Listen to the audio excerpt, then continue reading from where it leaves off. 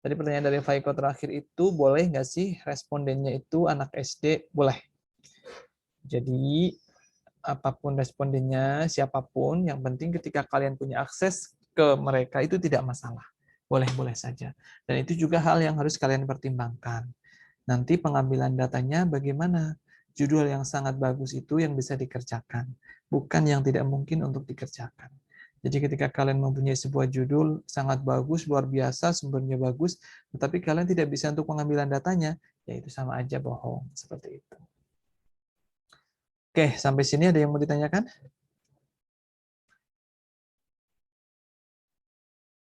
Saya sudah tunjukkan bagaimana cara akses ke artikel. Saya tunjukkan kenapa artikelnya, alasannya apa. Kalian bisa tonton lagi nanti. Saya upload dari yang kemarin-kemarin juga. Saya juga sudah istilahnya menjelaskan dan bisa ditonton ulang berkali-kali. Kalau masih ada yang bingung, silakan ditanyakan. Bapak maaf, Ya. ini saya baru join. Itu absennya tulis lagi apa ya? Tidak usah. Yang belum aja. Yang sudah tidak usah. Oh iya Pak. Kasih Pak. Oke. Yang lain ada yang mau ditanyakan atau tidak? Kalau tidak, kita akan lanjut ke materi. Tapi kalau bingung, sebaiknya bertanya.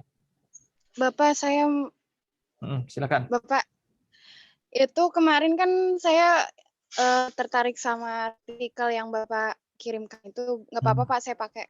Boleh. Ya, kasih Pak. Itu aja Pak. Oke. Yang lain ada yang mau ditanyakan?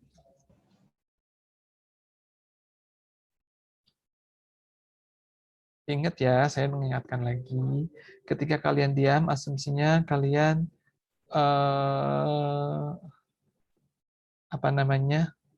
paham. Nah, ketika paham, kalian tidak menyampaikan apa yang kalian bingungkan, saya tidak tahu. Jadi kalau misalnya nanti kalian bermasalah di pemahaman kalian, kalian tidak ngomong, khawatirnya kalian nanti tidak bisa menyelesaikan. Bapak mau tanya. Ya, silakan, Syofa. Kan ke yang minggu lalu kalau Tifalk itu pernah nanya yang kalau ngutip teori dari sumber yang udah lama, itu nggak apa-apa kan? Bisa. Tapi ada tapinya tapi ya. kalau misalkan, iya, tapi kalau misalkan kita mau ngutip hasil penelitian yang udah lama gitu kan, di dalam artikel suka ngutip hasil penelitian orang juga. Nah, penelitian itu udah lama banget gitu, kayak penelitian yang dilakuin tahun 19 berapa, itu kan mungkin aja hasilnya udah nggak valid gitu, udah nggak sesuai sama keadaan sekarang. Itu gimana, Pak? Oke, jadi ketika kalian mengutip dari penelitian yang terdahulu, itu biasanya yang dikutip itu adalah definisi. Jadi ini sebenarnya definisi ini dari siapa awal-awalnya? Biasanya seperti itu. Ketika kalian mau hendak mengutip penelitian yang berhubungan dengan topik yang kalian ambil, pasti itu ada yang terbaru-terbaru. Nah, paling tidak kalian kan tidak harus mengutip semuanya. Paling tidak kalian menggunakan misalnya 10 seperti itu. Jadi ketika tadi saya share di Google Scholar, ambil aja kalau yang kutipan itu tidak harus yang Scopus ataupun Sinta 1 Sinta 2. Nah, tapi yang penting tahunnya mendekati seperti itu. Tapi untuk teks mentor kalian itu diambil dari yang terbaru. Nanti saya akan tunjukkan untuk yang itu. Nah, kemudian ada pertanyaan chat ini. Kalau belajar online learning itu termasuk call atau mall? Nah, mall atau call itu tergantung fasilitas yang dipakai. Nah, kalau mall itu kan mobile assisted language learning. Kalau menggunakan handphone, maka itu mall. Kalau menggunakan komputer, maka itu call. Tapi kalau sekarang kayaknya sih semuanya mall ya. Ya nggak semuanya sih. Jadi ketika itu bisa digunakan handphone, ya bisa disebut dengan mall, seperti itu. Nah, untuk mencari kegiatan apa yang cocok dengan mall atau tidak, ya kalian harus baca teori mall mana, karena teori mall itu banyak. Yang dimaksud dengan mobile assisted learning itu yang seperti apa sih? Nah, kalian cari yang cocok seperti itu, definisinya. Intinya sebenarnya harus berdasarkan sumber. Gitu. Nah, saya sekarang akan mencoba menjawab pertanyaan dari si Sheva. Tadi mencoba menjelaskan. Nah, supaya kalian tidak bingung, saya masih menggunakan artikel yang ini. Nah, ini di bagian introduction, di bab 1, kan sudah saya blok nih ya warnanya. Jadi ini kan publish di tahun 2021, tahun ini. Nah, kalau kalian lihat, penelitian yang sebelumnya itu ada di sini, di map. Nih, mulai dari sini ya. Sudah ada beberapa penelitian yang mencoba untuk mengecek tentang ini, argumentative writing. Satu, tahun 2017. Kita hitung ya, satu di tahun 2017. Kemudian, kedua, tahun 2010. Ini beda lagi ya. Ini kan Zhang, masih sama ini. 2010. Dua ya. Kemudian ini 3, 2014. Ini kan beda nih. 2010, ini 3. Yang ketiga, ini kemudian sama. Ini 2004, mundur lagi. Ini yang ke 5 berarti ya. 4 apa kelima? Kelima. Ini Ong dan Zhang ada lagi di tahun 2013. Berarti 6. Ini sama, 6. Kita ke sini lanjut. Ini masih sama kayak yang tadi. 6. Nah, ini di bagian introduction itu ada paling tidak 6. Begitu, Syefa. Nah, dari 6 ini mundur. Yang terdekat mana? Ada yang 2017, 2010, 2004, 2014, 2013. Seperti itu. Bisa dipahami sampai sini, Syefa dan yang lain? Bisa, Pak. Jadi kalau misalkan ngutip gitu, nggak harus yang ada di Sinta 1.2 atau Scopus ya? Tidak, tidak harus. Nah, Terima kasih, Pak. Oke, sekarang kita lihat ke bawah ya. Kita lihat di bagian referensi. Kalau mengutip boleh dari mana saja. Oke, sebentar. Tapi teks mentor harus yang bagus. Nanti kayak tadi, kayak yang si kasusnya Mutia. Yang guessing game, itu teorinya siapa? Nggak ada di referensi. Nah, kalau kalian lihat di sini nih, kita lihat dari bawah ya. Empirical study on effects of content knowledge and critical thinking. Nah, ini dipakai untuk critical thinking-nya. Karena kalau kalian lihat judulnya, tadi, nih, bentar. Ini kan ada 3 hal. Metakognitif, critical thinking, argumentatif. Jelas ya? 1, 2, 3. Nah, jadi kalau kalian lihat di sini di bawah ini 2016. Ini yang diambil critical thinking-nya. Ini critical juga. Ini buku tahun 2000. Nah, kalau buku biasanya lama-lama. Metacognition 1987. Nah, ini dipakai. Kenapa? Karena ini buku. Kemudian ini untuk digunakan untuk definisi biasanya. Karena ini jadul. Kalau tidak percaya kita lihat ya. Ctrl F, Weinert namanya ya.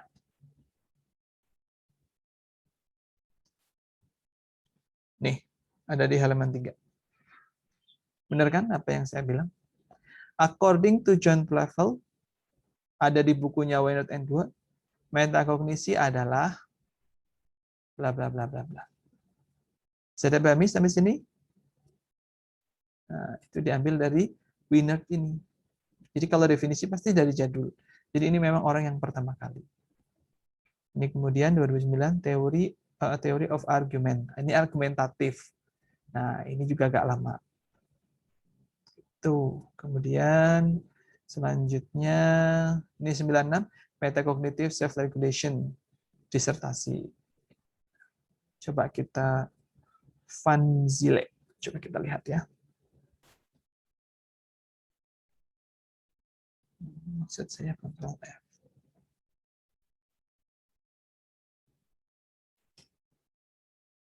Tulisannya seperti apa? Oh, tidak digabung. Tulisnya fan aja kali ya. Ini ya. Nih. 1996. Ini tadi kan di sini. Ini kan 1996. Doktoral. Kita lihat ini apa yang kita. Di sini disebutkan, misalnya kita lihat tadi ini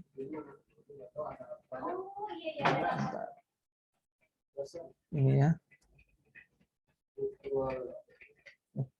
Metacognition adalah part dari vocabulary African psychologists, and this reflects on one's cognitive abilities through learning. Jadi di sini cuma sebagai definisi saja. Nih, menurut si ini 1996 sama si Livingstone. Jadi kalau yang definisi itu dia berdasarkan itu yang lama gitu. Oke, di sini kita cari lagi yang lama. Ini 2018 lumayan baru, 88. The Action Research Planner. Nah, ini adalah teori yang dipakai. Maka memang The Action Research Planner itu diambil dari buku. Ini kan buku nih. Misalnya kita lihat nih ya. Ctrl F, Chemist.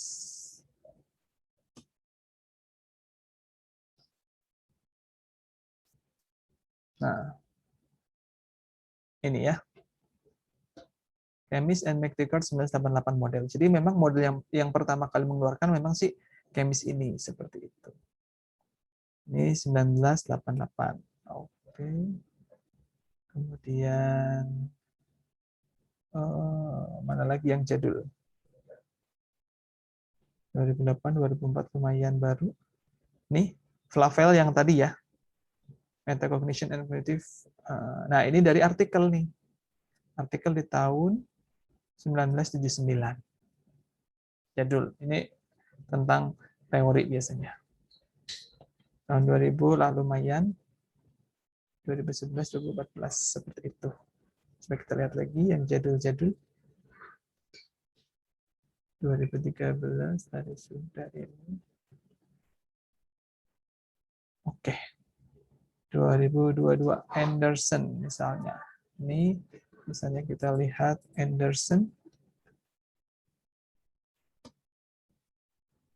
Nah, belum taksonomi metacognitive stages, ini teori juga, makanya dia pakai Anderson. Gitu. Mana tadi?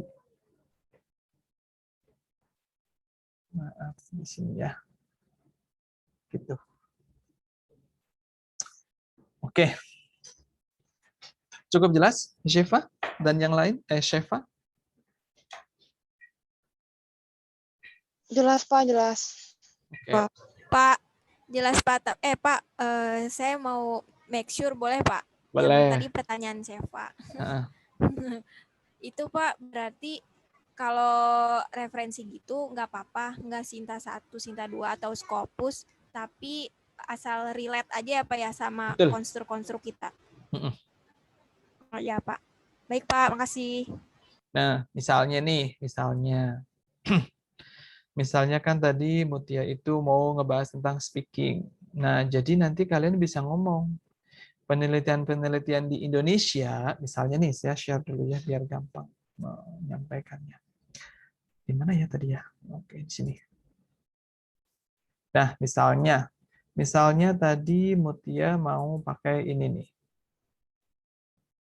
Speaking Problem Simplification for Speaking Curriculum Development in Indonesia. Nah, misalnya di sini kita lihat dulu, misalnya kita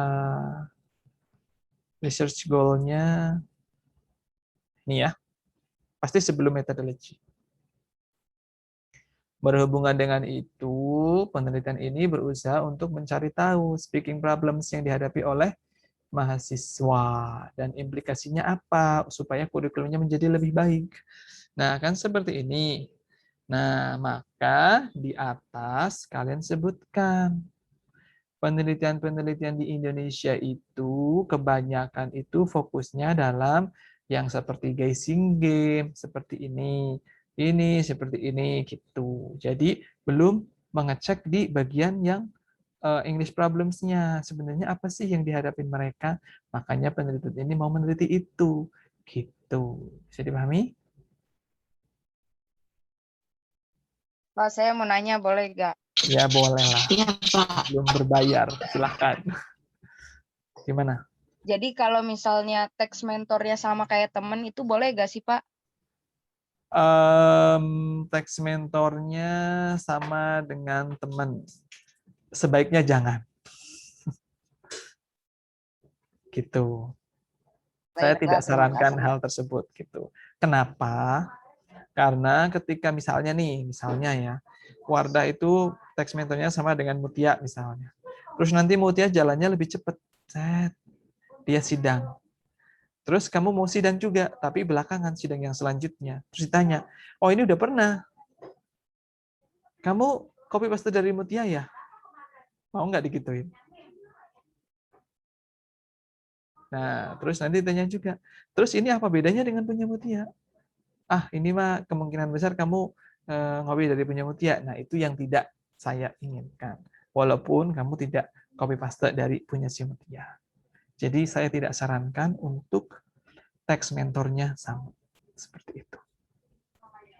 Topiknya boleh sama, tapi teks mentornya sebaiknya beda. Gitu. Bisa dipahami ya? Wardah? Bisa, Pak. Oke, yang lain ada yang mau ditanyakan? Kalau tidak ada, saya mau ke materi nih. Ini kan masih masalah navigasi ya dari tadi. Saya hitung sampai 5 ya. 4, 3, 2, 1. Nah, kalau tidak ada, sekarang saya akan menjelaskan sedikit mengenai... Saya mau nanya. Oh iya, boleh, silahkan. Kan saya punya mentornya. Kalau judulnya yang The Effect of Using Digital Storytelling on Developing Active Listening and Creative Thinking Skill, itu bisa dianjurkan nggak, Pak? Gimana? Ulangi judulnya apa tadi? The Effect of Using Digital Storytelling on Developing Active Listening and Creative Thinking Skill. Itu dari mana?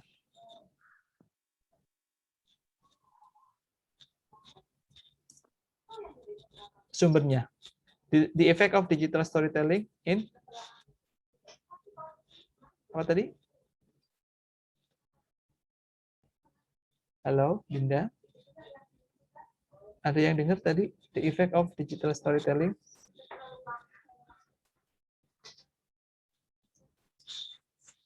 Kayaknya ada.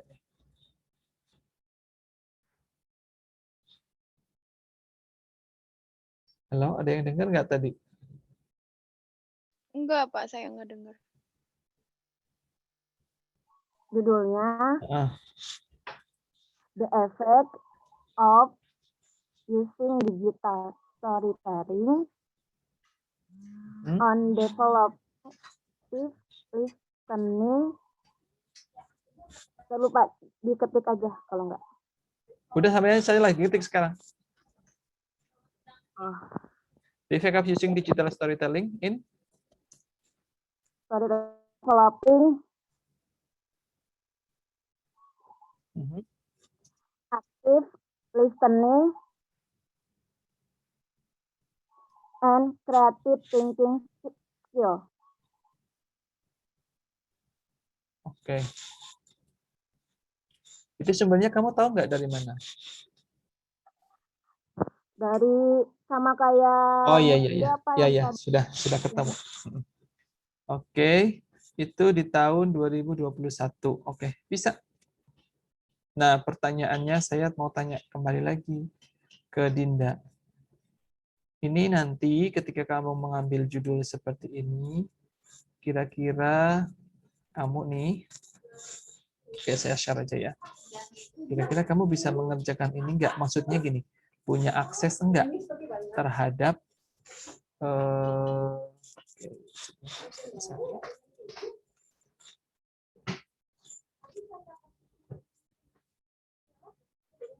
ini ya. Ini. bukan yang itu, Pak, nggak ada Arabic language-nya. Yang 2020. Ini 2021. Ini kan? Iya. Ya bukan? Ini kan? Yep. Oke. Nah, kamu lihat di sini. In implementing digital storytelling as method to acquire active listening skills, bla bla bla. In the Arabic language classes. Ya, ini bisa diganti in English language classes. Nah, pertanyaan saya seperti ini. The sample that is mixed gender type and divided into two equal groups. One is one group and the other is one role. Nah, kamu punya akses nggak terhadap siswa-siswa nanti?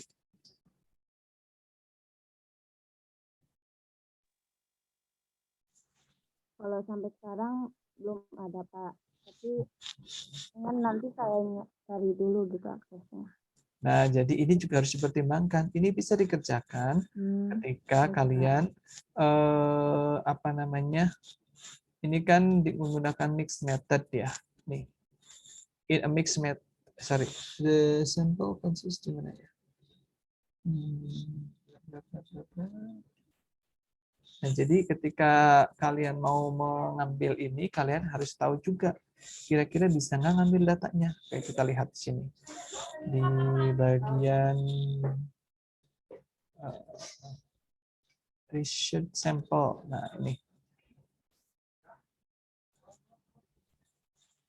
Primary third grade were chosen purposely. Jadi ini anak SD. Gitu.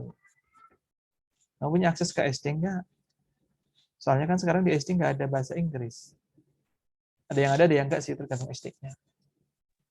Ada, Pak. Pengen di kayak sekolahan adik saya. Kan Kalau misalnya bisa ya tidak masalah. Silakan, ini bisa dikerjakan. Gitu. Jadi harus realistis juga ya. Maka baik, ini Pak. bisa dijadikan tes mentor. Jelas ya sampai sini, Dinda? Jelas, Pak. Nah, terus kamu juga harus pahami ini ya.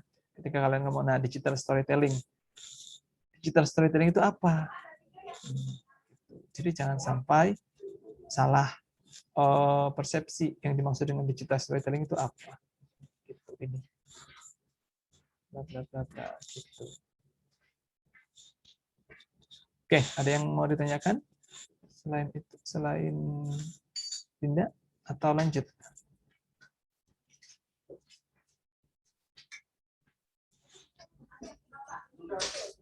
Tidak ada? Oke, kalau tidak ada, saya mau masuk ke materi yang ini kita. Ke bab 2. Ketika kita ngebahas tentang bab 2, maka yang di sini dimaksud adalah literatur review. Nah, literatur review itu kalau di sini mulainya di artikel ini nih. Yang ini. Nah, di artikel yang ini, maka dia masuknya dari sini. Nah, yang pertama, kita lihat yang pertama. Argumentative writing apa? Nah, jadi ketika di dalam sebuah skripsi dengan artikel ya. Jadi ketika di bab 2, maka kalian harus menjelaskan apa yang ada di judul. Ketika kalian lihat di judul di sini ada 3 topik, metacognitive, critical thinking, sama argumentative writing. Maka di sini yang pertama dibahas adalah argumentative writing. Nah, di sini apa? Yang pertama adalah paling tidak adalah definisinya. Atau ini penting atau enggak. Nah, misalnya kita lihat dari sini. Ini kan memparaphrase dari 2 sumber. Kalau menurut UNESCO, argumentatif itu penting. Titik. Nah, kalau ini definisi Forobage 2009. Bla bla bla bla bla bla bla bla. Nah, kalau kalian tidak percaya, kita lihat Ctrl V Forobage. Jadi ini sebenarnya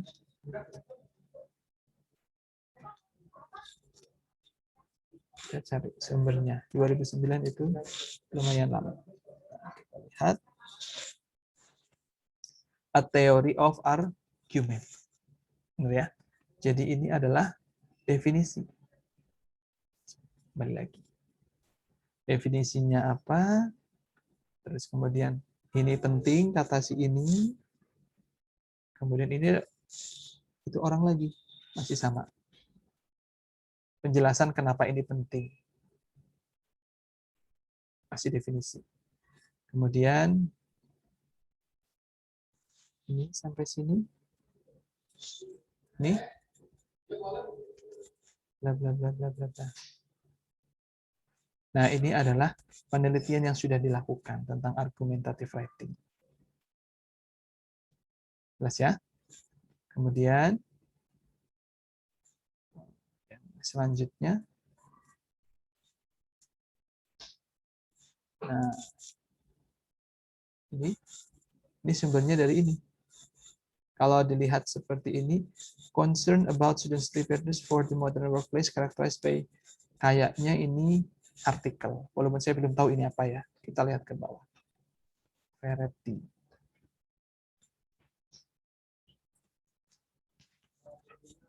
Oh, ini buku. Book chapter. Kalau yang kayak gini namanya book chapter. Kalau ada in. Bla bla bla bla bla. Oke. Jadi disampaikan masalahnya apa? Kalau menurut si ini yang terjadi. Kemudian di sini ada apa namanya? Ini kenyataan-kenyataan yang ada. Ini penjelasan lagi. Sampai sini, menurut Indrila, definisi. Ini masih penjelasan juga. Kemudian di sini, jadi gini, semuanya tentang argumentatif. Jadi ketika kalian menulis di bab 2, kan di sini ada argumentative writing. Jadi yang kalian perlu tanyakan adalah W and H questions. Misalnya, di bab 2 itu nanti digunakan untuk menjawab di bab 4. Jadi W and H question itu what? What is the definitions? Definisinya apa? Yang kedua, kenapa itu penting? Yang ketiga, misalnya alasan kenapa yang lain. Misalnya di Indonesia itu ada nggak argumentative writing? Fungsinya apa? Dan sebagainya. Seperti itu. Teorinya atas dasar apa? Makanya ini di sini banyak sekali referensi-referensi yang dipakai. Gitu. Misalnya gini. Argumentative writing adalah bla bla bla bla definisinya. Kemudian di kurikulum di Indonesia ada nggak argumentative writing? Nah, in Indonesian konteks kurikulumnya atau seperti apa? Nah, kemudian disebutkan juga orang-orang yang sudah meneliti tentang argumentative writing. Nah, makanya deskripsi itu jadinya lebih banyak. Seperti itu. Kemudian disebutkan juga penelitian-penelitian yang sudah meneliti tentang argumentative writing. Seperti ini, Fisher, ada Ong dan Zhang, dan seterusnya. Gitu. Sampai sini ada yang mau ditanyakan di bab 2? Kalau teori mah sedikit ya. Jadi masalah adalah prakteknya. Ada yang mau ditanyakan sampai sini?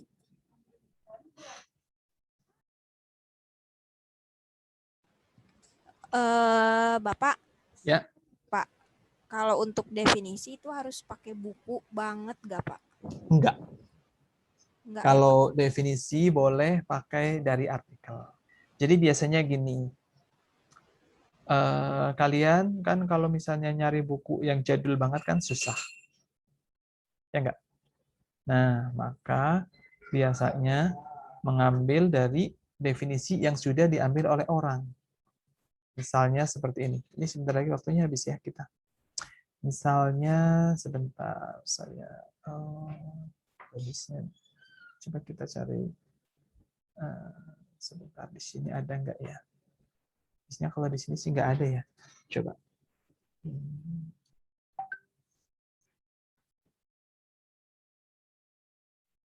Coba. Enggak ada di sini. Misalnya coba kita lihat di sini.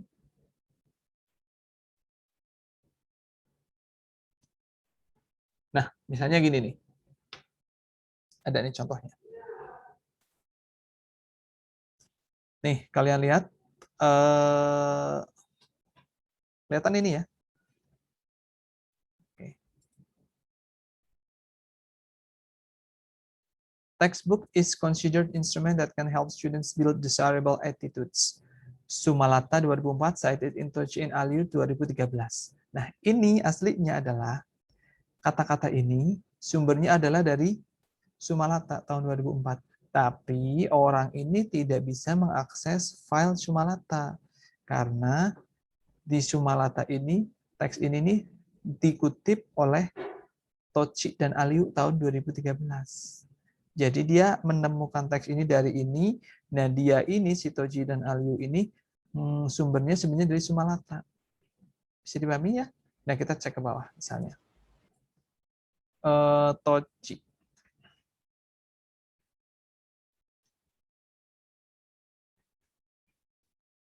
PQRS.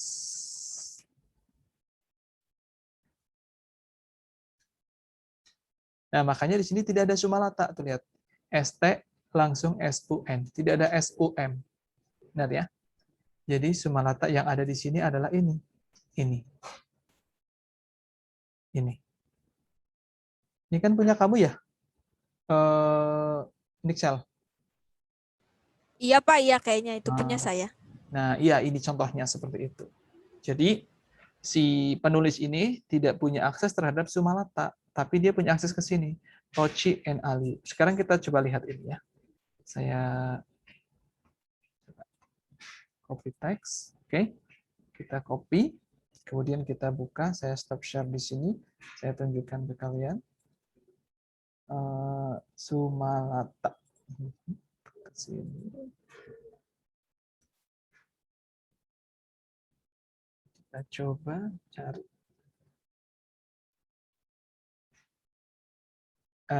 Ini ya. Ini ya. Gender Stereotypes Toci tahun 2013. Oke, kita coba lihat. Kita lihat oke, Control F Sumalata.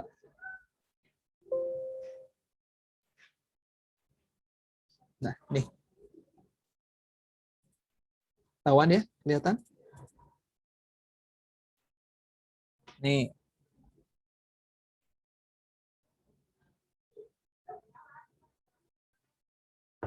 Bisa dipahami? Bisa Pak, makasih Pak. Nah, ini jadi si penulis tadi yang di artikel yang dipakai sama si Nixel, dia tidak merujuk langsung ke sumber utamanya, tidak ke Sumalata ini, tetapi dia merujuknya ke artikel ini 2013. Makanya di referensi tadi yang ada adalah ini. Punya si Toci dan Aliu, bukan punya si Sumalata. Tapi kata-katanya diambil dari punya Sumalata. Gitu. Siapa ini Sumalata? Ini. Sumalata juga dia ngopi. Bisa dipahami? Iya Pak, ternyata berantai gitu ya Pak. Iya, jadi namanya artikel itu pasti seperti itu. Semuanya nyambung. Makanya pastikan kalian mengambil yang terakhir. Yang itu yang terbaru, 2020, 2019. Jangan terlalu lama gitu. Itulah tujuannya. Nih, si Sumalata ini ngopinya dari punya si Kobia. Kobia ini dari Inkobia. Gini. Oh, gitu. Wah, bisa dipahami ya. Oke. Seperti itu. Sampai sini ada yang mau ditanyakan? Saya mau nanya, Pak. Ya, silahkan. Masih ada 4 menit. Silahkan. Nah, kalau untuk penulisan definisi gitu kan kita ngutip. Nah, seberapa persen kita ngutipnya apa? Boleh ngutip semuanya definisinya atau sisanya kita paraphrasing sendiri, Pak? Normalnya, artikel ilmiah itu maksimal itu 30%. Untuk hasil itunya seperti ini nih misalnya. Kalian kemarin, belum saya buka ya. Oke lah, ini aja dari sini bisa kelihatan. Kemarin kan kalian itu ya, sebentar saya bukakan dulu salah satu lihatan. Nah, jadi tidak boleh lebih dari 30% normalnya. Nah, sebentar saya buka dulu. Jadi kalau definisi sebaiknya diparaphrase supaya aman. Karena kalau tidak diparaphrase itu nanti jadi tinggi itunya. Apa namanya? Nah, misalnya ini berapa persennya? Nah, misalnya ini nih. Ini kelihatan ya? Ini PKM kemarin. Ini yang di, oh ya, kurang gede. Sorry. Gedean. Nah, jadi Ketika sudah dicek dengan Turnitin, maka akan ada kayak gini warna-warnanya. Nah, ini yang ada warnanya nih. Nah, ini nih sama nih kalimatnya seperti itu. Ini. Update teksnya sama. Nah, ini sumber-sumbernya. Jadi dia tuh 16%. Nah, itu yang 16%. Ada juga yang tinggi hasilnya. Jadi kalau dicek seperti ini harusnya tidak melebihi. Nah, ini contoh yang lain. Nih, walaupun daftar isi kayak gini, ini dianggap plagiarisme. Padahal kan ini nggak bisa dirubah. Nah, ini banyak tuh. Gede ya. Ini adalah hasil cek Turnitin. Tuh. Nah, dia 31%, kurang sedikit lagi. Maka ketika seperti ini, yang kalimat-kalimat ini kan nggak bisa diganti nih, karena ini adalah referensi. Maka plagiarisme yang diganti adalah, misalnya ini nggak bisa diganti, ini bisa diganti nih, yang ini kata-kata ini, berpikir kritis siswa, tapi itu terlalu sedikit. Nah ini nih dianggap sama nih, yang berkaitan dengan mata pelajaran yang diajarkan, seperti, nah ini bisa diganti. Kemudian diparafrase ya, ini nih bisa. Berpikir kritis adalah proses kompleks menurut bla bla bla, ini bisa diganti supaya ini nomor berapa ini? Nomor 5. Kita lihat. Nomor 5 itu dia sumbernya dari mana? Nomor 5. Nih. Universitas 11 Maret. Mirip dengan student paper yang ada dari Universitas 11 Maret. Seperti itu. Sebanyak 1%. Maka ini bisa diedit yang tadi. Gitu. Oke. Ada yang mau ditanyakan lagi? Masih ada 1 menit. Saya kasih penutupan saja. Kalau tidak ada yang bertanya, silakan kalian semester depan, minggu besok, pastikan kalian sudah punya teks mentor. Kemudian kita akan diskusi lagi seperti ini. Jadi saya datang di sini hanya menjawab pertanyaan-pertanyaan kalian. Karena ketika saya menjelaskan teori itu, sangat sedikit yang bisa saya jelaskan. Karena di mata kuliah ini kebanyakan adalah praktek. Gitu. Oke, terima kasih. Ini sekitar 40 detik lagi mati. Ini mau ditanyakan? Tidak ada? Tidak ada, Pak. Oke. Tidak ada, Pak. Oke, nanti silakan kalian tonton lagi ini, pahami benar-benar. Ingat WhatsApp grupnya dipakai. Kalau bingung silahkan tanya kapanpun. Ingat resikonya ketika kalian tidak lulus di mata kuliah ini, kalian harus nunggu 1 tahun lagi. Jelas ya? Saya di sini mau bantu kalian. Jadi silahkan bergerak, jangan diam saja. Kalau saya dorong-dorong seperti apapun, kalian nggak mau bergerak, ya saya mendorong 30 orang ya, atau saya nggak kuat. 30 orangnya diam saja gitu. Ya, itu repot ya. Oke, terima kasih. Akhir kata, Assalamualaikum.